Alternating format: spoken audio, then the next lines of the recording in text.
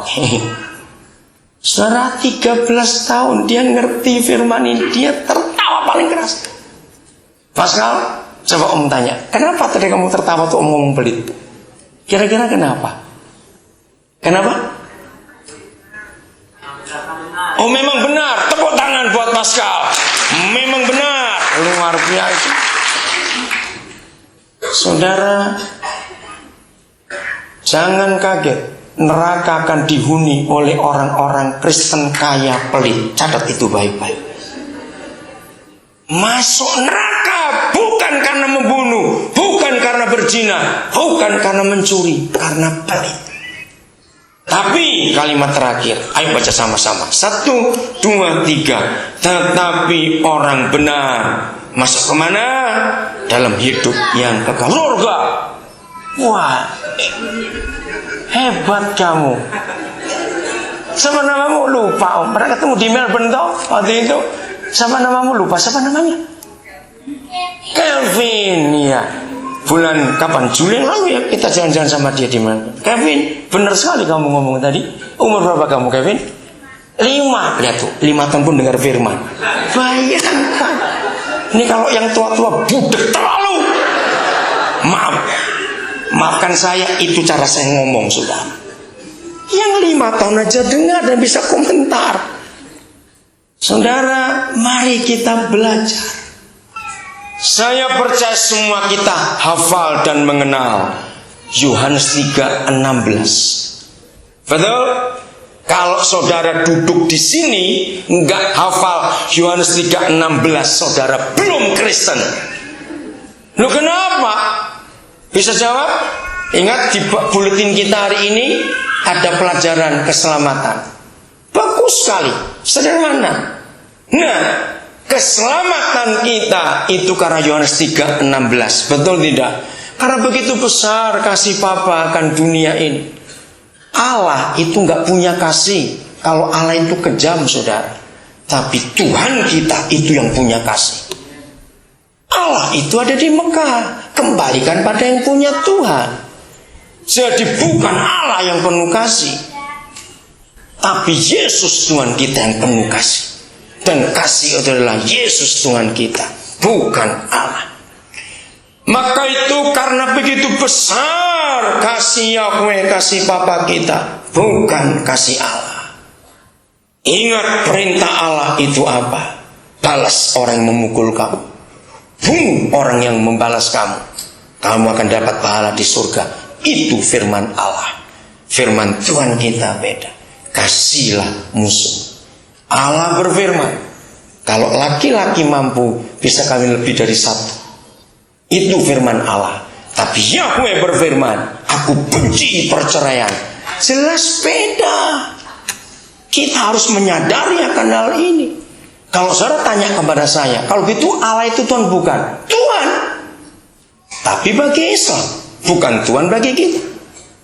Saudara boleh ngotot, George Walker Bush itu presiden atau bukan? Loh jawab, presiden. Tapi dia bukan presiden Republik Indonesia. Nah itu bedanya.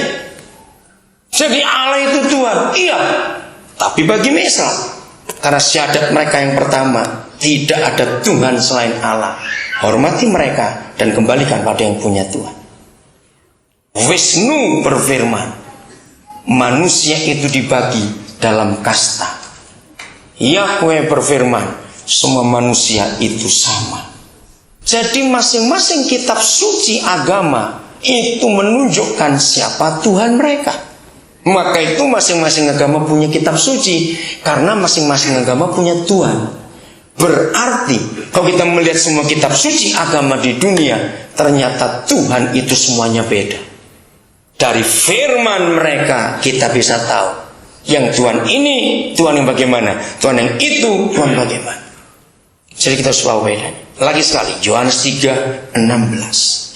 Karena begitu besar kasih Bapa kepada manusia, sehingga dia berikan Yesus Tuhan putranya. Oh itu luar biasa.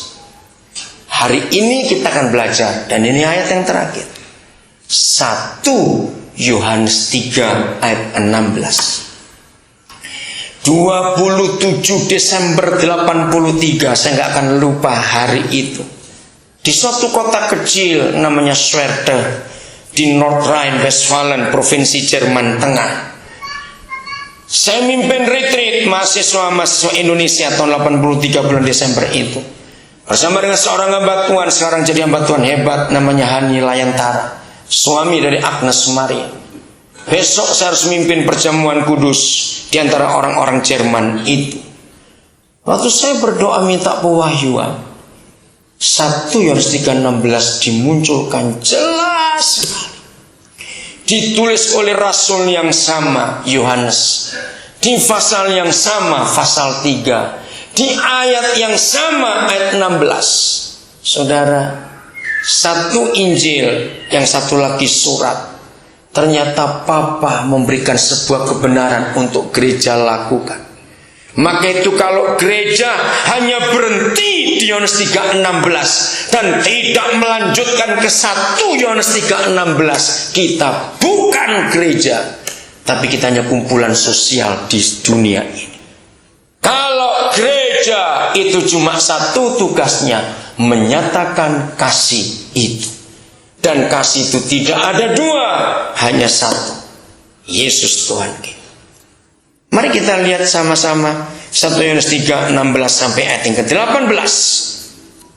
Kalimat pertama itu jelas Yohanes 3:16. Demikianlah kita apa? Ketahui tentang apa? Kasih Kristus. Bagaimana wujudnya? Yaitu bahwa ia telah menyerahkan nyawanya untuk kita. Ini Yohanes 3:16. Tapi makin kita dewasa setelah kita dilahirkan oleh Injil, mari kita baca sama-sama kalimat yang berikut di ayat 16. 1, 2, 3. Jadi kita tunggu, saudara tidak jujur. Baca semua kecuali buta huruf. Saya ulangi. 1, 2, 3. Jadi kita pun wajib menyerahkan nyawa kita untuk saudara-saudara kita. Garis bawahi kata wajib. Kalau saudara punya kitab bahasa Inggris, nggak dipakai kata must, tapi ought to. Beda, penekanan harus dengan wajib itu beda. Must dan ought to itu beda. Gereja yang benar adalah gereja yang wajib menyerahkan nyawanya untuk orang lain. Amin kan cepat? Yang tidak amin bukan gereja. Saudara, jangan artikan menyerahkan nyawa itu mati. Tidak. Kalau langsung mati, surga rugi. Kita belum buat apa-apa. Lalu apa arti menyerahkan nyawa? Tahun 83, 27 Desember itu, Roh Kudus mewahyukan saya begini. Tahun itu, sekarang sudah beda. Dari tahun 60-an, 70-an, 80-an. Kalau ada orang nodong atau ngerampok, masih ingat kalimat mereka pakai kalimat apa? Atau ayo jawab cepat. Harta atau nyawa?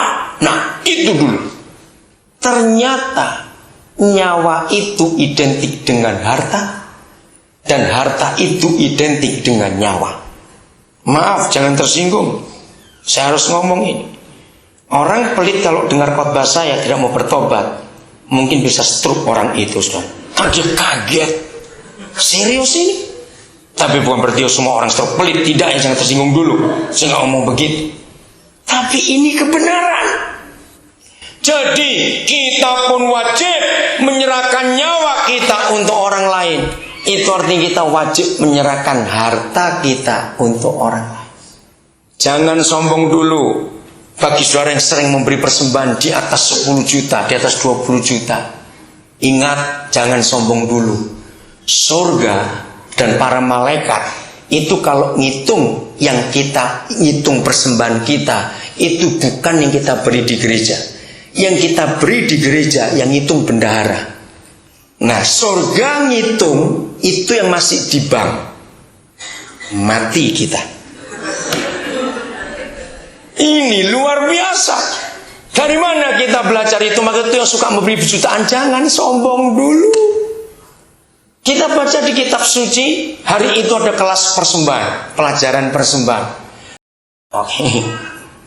Saudara 13 tahun dia ngerti firman ini, dia tertawa paling keras. Pascal, coba Om tanya, kenapa tadi kamu tertawa tuh Om ngomong pelit? Kira-kira kenapa? Kenapa? Oh memang benar, tepuk tangan buat Pascal. Memang benar, luar biasa. Saudara, jangan kaget, neraka akan dihuni oleh orang-orang Kristen kaya pelit. Catat itu baik-baik. Masuk neraka bukan karena membunuh, bukan karena berzina, bukan karena mencuri, karena pelit. Tapi kalimat terakhir, ayo baca sama-sama. 1, 2, 3. Tetapi orang benar masuk kemana? Dalam hidup yang kekal, surga.